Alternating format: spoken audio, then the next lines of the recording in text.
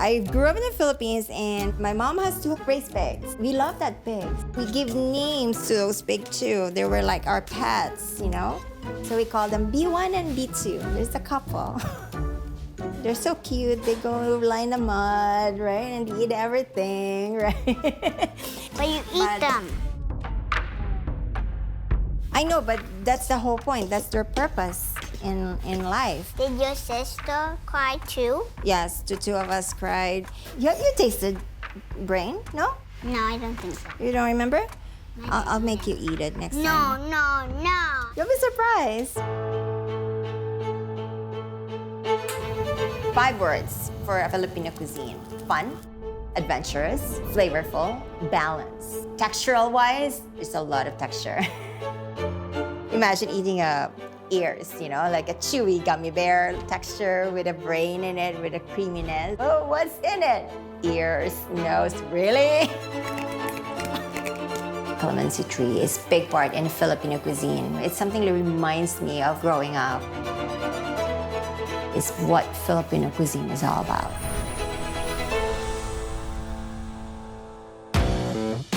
Filipino cuisine is as vibrant and diverse as all of the 7,000 islands in the western part of the Pacific Ocean, where this country is located. We are about to explore one of the most mysterious, intriguing, and unpredictable culinary traditions in the world. We will try a Luzon specialty called Sisig. The preparation of this dish looks pretty much like a horror movie. The little hairs in there, because you don't want to eat it with a hair in there, right? Yeah, that's gonna be disgusting. Yeah, it is. Also, we will reveal the secrets of making the most amazing dessert in the world. But good in the inside. Soft, right? Even blood, they use it in one of the dishes.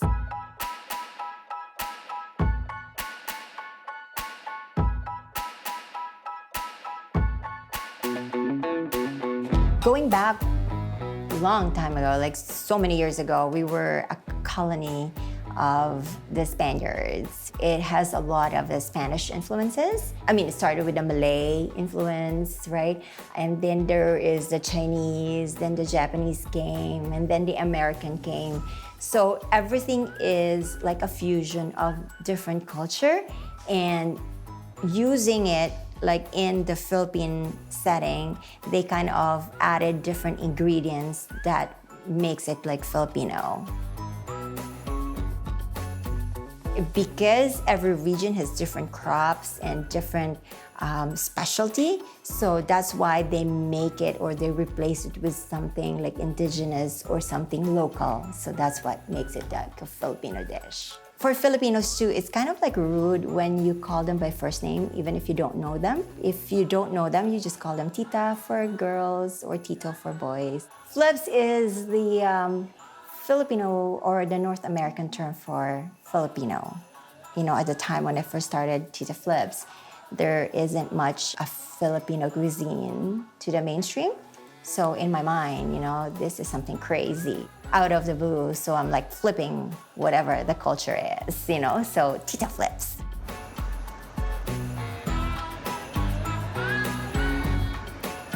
You know, Filipinos are very creative from head to toes, head to toes.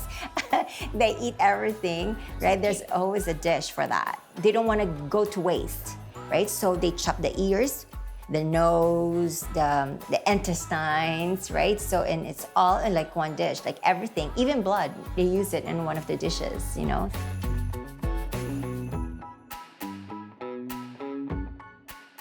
When I remember in the Philippines is on the streets selling something, like there's always cooking, barbecue, grilling, everything, right? And there's no such thing here in Canada. So I said, okay, this is like a perfect venue for that, like having a street food. And because it's out of the box. Yeah, and then I just started there. So just, you know, pushing food. 8 seasons later, there you go, we're still here.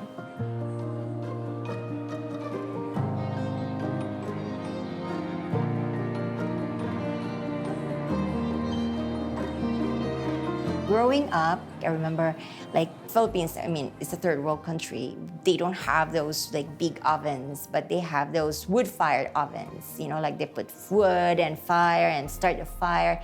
Me, a little girl, like watching everything, you know, like making this big fire and then put everything and then all those big woks. It's like my playground.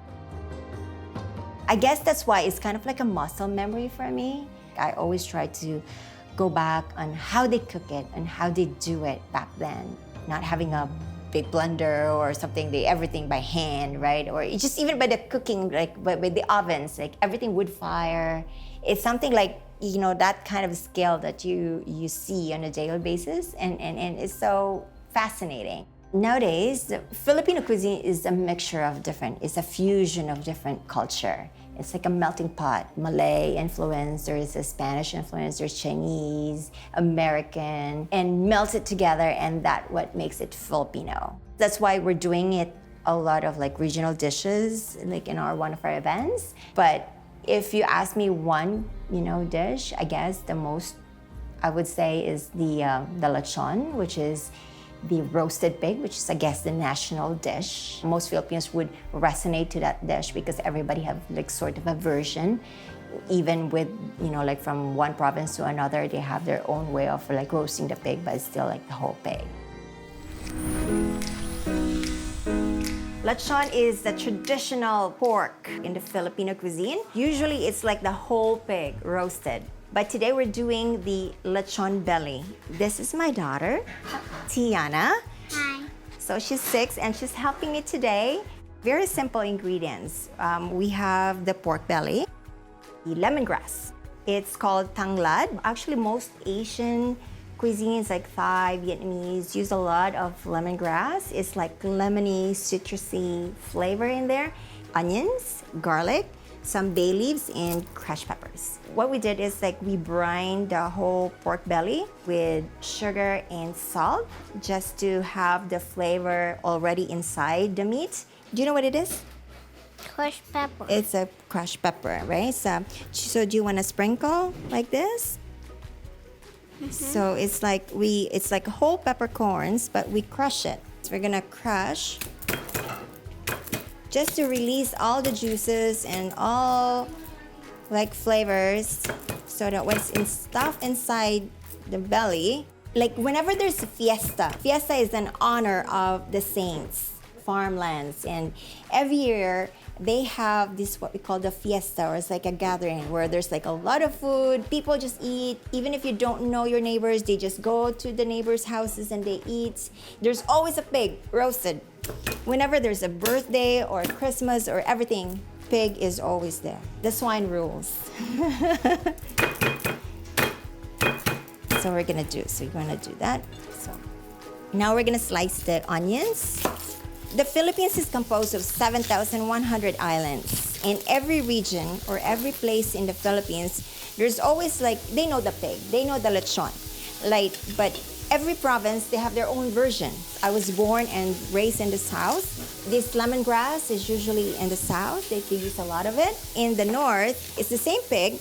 They just like put salt and pepper. My dad is from the North and my mom is from the South. And what happens is that I kind of combine them, the spices of the South, and put it together. So that's my kind of like spin in cooking.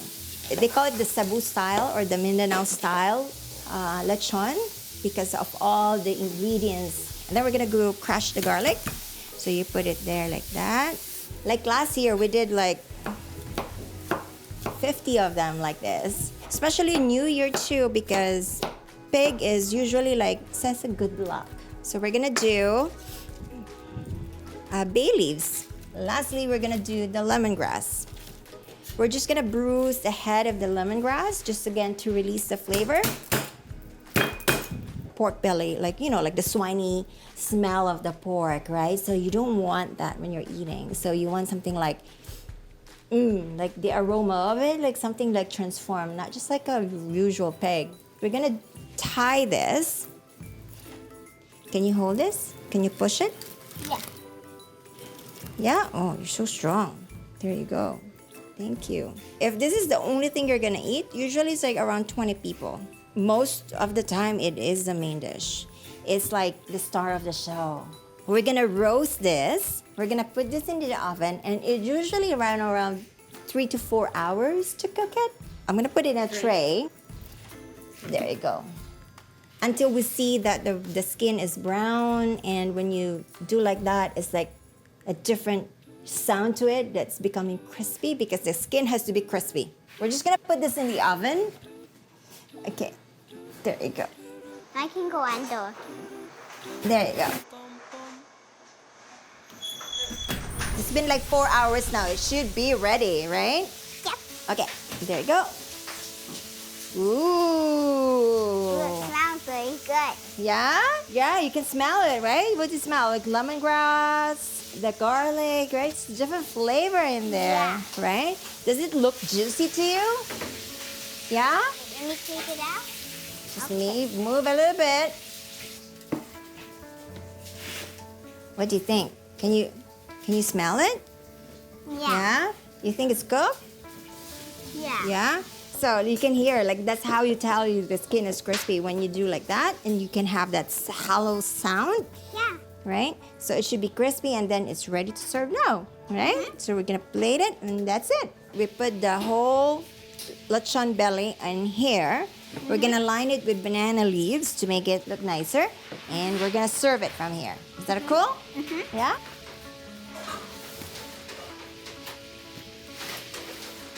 Watch out. It feels very crunchy. It is. Can you hear it? There you go. Yeah. Perfect. And it's very juicy. This can feed many people. It does. Yeah, it's a big. Okay, cut right here because that's the middle. That's the Take middle? the line. Yeah. Ooh. Is it cooked inside? It is. It's been there for 4 hours. Can you see how juicy it is, Tiana? Do you think Yeah. it's juicy? Look at that. See, you can tell like all the juice is oozing outside. Yeah. The flavors in there, right? And then we put all the ingredients, right? Like stuff it in, like.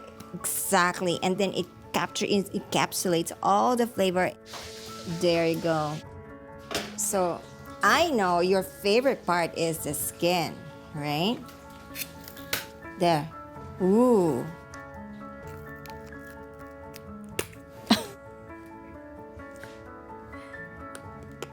Pretty good. Oh my God, I can hear you crunchy in there, right? Is it crunchy enough? Oh, it is crunchy.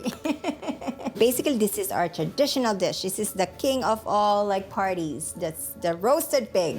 And we have this version today, which is the whole lechon belly, boneless and still stuffed, but the Cebuano style of cooking the traditional pork belly or pork dish. The meat is so juicy and it has all the flavors inside, and with a crispy skin on the outside, like I think it's a balance of soft and hard texture in there. So I think that's the perfect dish.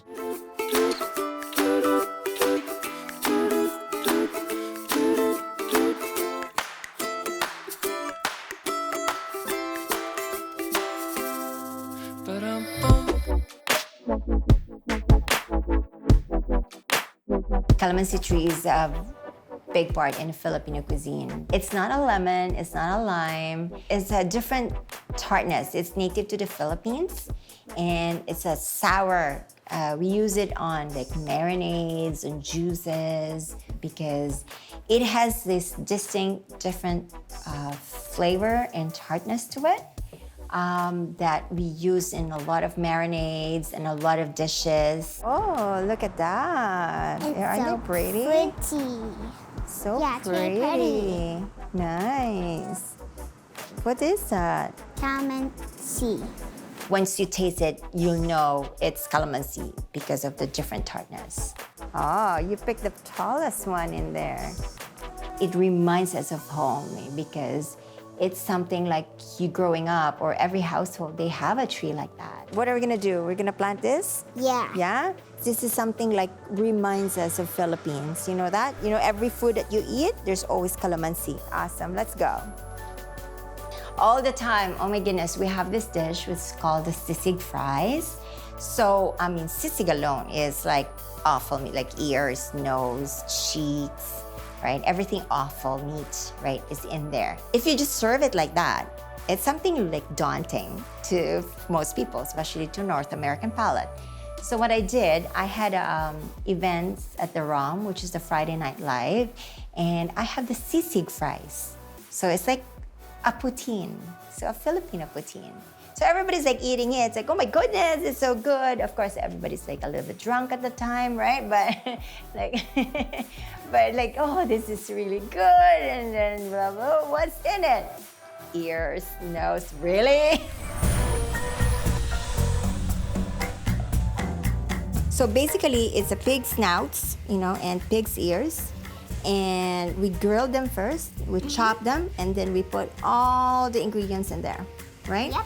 So basically, it's a dish that came from Pampanga. The story behind it is that there is a military base in the Philippines. One person is actually have decided to put things together. So she grilled, she minced it, you know, she chopped everything, and people like surprised on what it is. So, and it's actually good because it's one of this iconic street food in the Philippines where it's served along the rail side, you know, during the nighttime. First, the snouts, we boiled them, remember? We boiled them because it was like raw. And then, can you see those little hairs and stuff like that? So we don't want to eat that, right? So we kind of like burn them, the little hairs in there, because you don't want to eat it with a hair in there, right? Yeah, that's gonna be disgusting. Yeah, it is. People use, when they're drinking, there's always like sisig or the chicharron or something similar dishes, right? But normally when it's like drinking time, there's always sisig. And they usually put it like a sizzling, you know, sisig on top. So every part of the pig, you know, nothing is wasted. We can cook pig's tail, intestines, everything. At first, it wasn't popular. If you just like, I offer to you, and like, okay, this is pig's ears and pig nose and, you know, cheeks. Like, that's kind of a little bit gross in terms of like, you know, I'm offering you. But then I put it on top of fries. So the Filipino Poutine, which is the sisig fries, now it's like a different light, right? So we're just like, oh, okay, Filipino Poutine. And then they start eating it. It's good. What's in it? Oh, pig's ears, you know? So I was like, oh, pig's ears, pig's nose. Like, oh my God, like, I can't believe I ate that, you know? How could you imagine ears, nose, like, you know, like, what would have like a, you know, like a flavor to it, right? But it's like lemony because of the components. Like we put like the calamansi, which is the souring ingredient, or like a Philippine lemon, right? And like citrusy, fatty, like rich, like decadent, you know. And traditionally they would sometimes put it brains, you know, like pig's ears. They roast the brain and they make it into puree, so it mimics the texture of like a mayonnaise. It's been accustomed now that we use mayonnaise instead of pig's brain. If you don't do it right, it's not gonna taste good, right? So we use, like, just to mimic that flavor and that consistency and that texture, so we use mayonnaise instead. But pig's brain. You tasted, no? No, I don't think so. You don't remember? I'll make you eat it next time. No. I'm never gonna eat when you eat. Don't be surprised. Pig's brain is like, if you puree it and if you mush it together, I feel it was mayonnaise. So normally they would like chop it to like small pieces, right? Like chop, like really chop. I think that's fine. So did you put salt on it? Yes. So we put some vinegar, yeah? Now mix. Mix. And then we're gonna put a little bit of chili.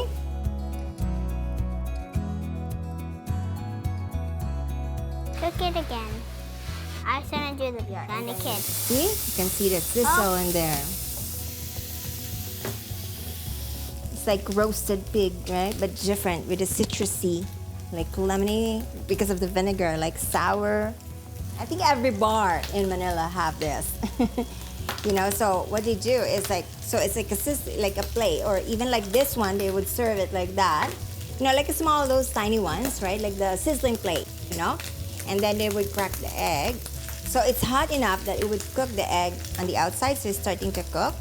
And we would normally like do like a little bit of I wanna do this, that. this one? Yeah. I like this one, the garlic, right? Yeah, I Yeah, here. Yeah. It's under the egg though. Yeah. And It's then, like floating. yeah, a little bit of more mayo. We're gonna put some green onions just to have like a bit of color in there. And there you go. It's ready.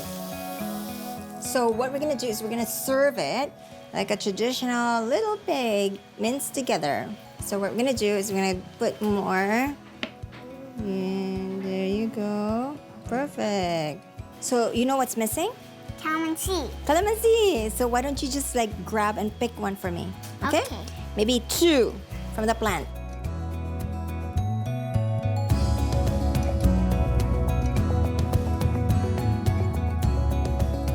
So you found it? Yep. Whoa. Good job. Thank you. So what I'm gonna do is we're gonna squeeze it on top of it, right? It has like a lemony, citrusy flavor because of the calamansi, the Philippine lemon, and vinegary, like the sour component to it, and creamy, like very decadent and very rich because of the texture. Crunchy because of the crustiness when we pan fried it, and there's the like gummy bear texture, you know? The rubbery feeling and the softness to it because it's like different flavors all together in one dish, being taken for granted but make into or transformed into something different, and it's really amazing.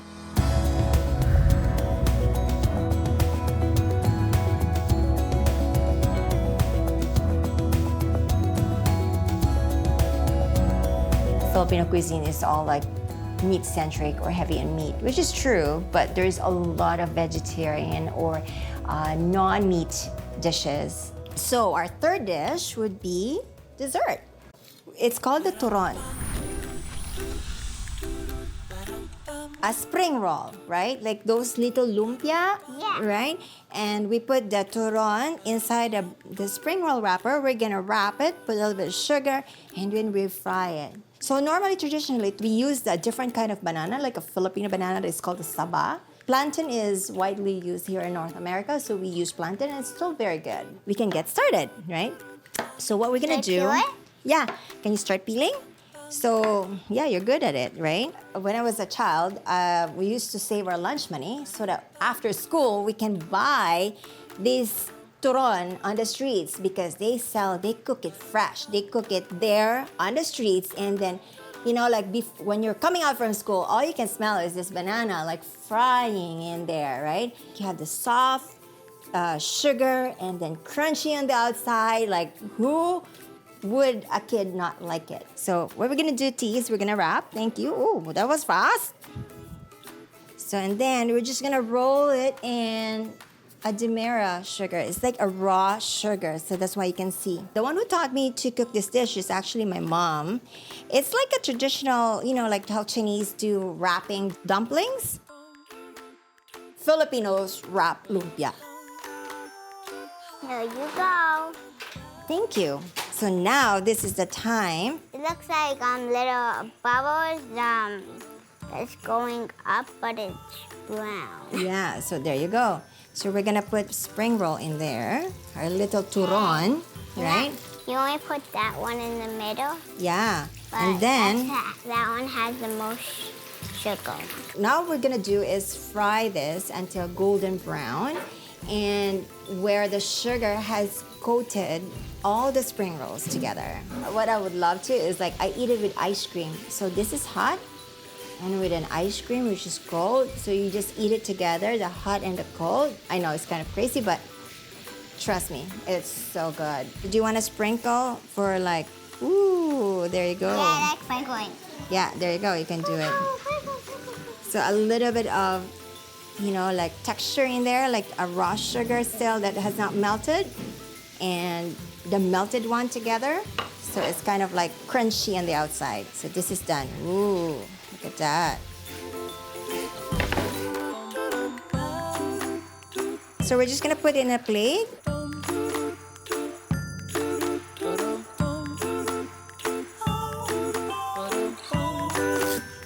You see it's crispy and Banana inside. yeah. Look at that, crispy on the outside. but good in the inside. Soft, right? Like soft as a banana, like sweet, but not too sweet, like overly sweet. And because of the natural sugar of the banana or the plantain, right? So, and then crispy on the outside, like there's a crunch when you bite onto it, like the caramelized sugar, and then the crystals of the demerara sugar. Small treat,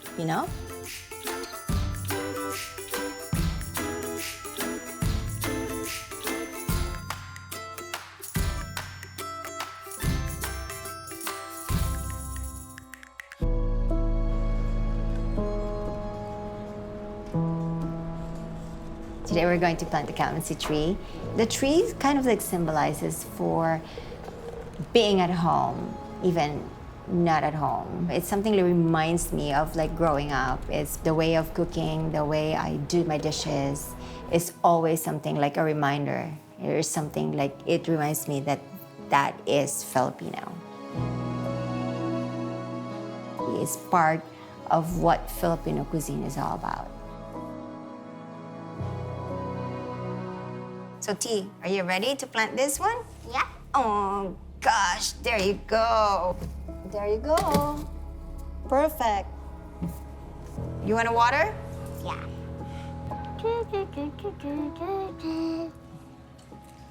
So we have one more, a calamansi tree in the restaurant. Yay. There you go. When I was growing up, when I was little in the Philippines, I have so many calamansi trees everywhere. So we just like go outside, you pick up the calamansi. But here, of course, it's hard because it's not like native in North America, right? So that's why we have to plant it in a window. Grow big. It's like a goal for me. It's like a purpose for me to bring out Filipino cuisine to the mainstream and to introduce it to more people and to have people know about the cuisine itself. My dream is to have as many Canto restaurants in my lifetime.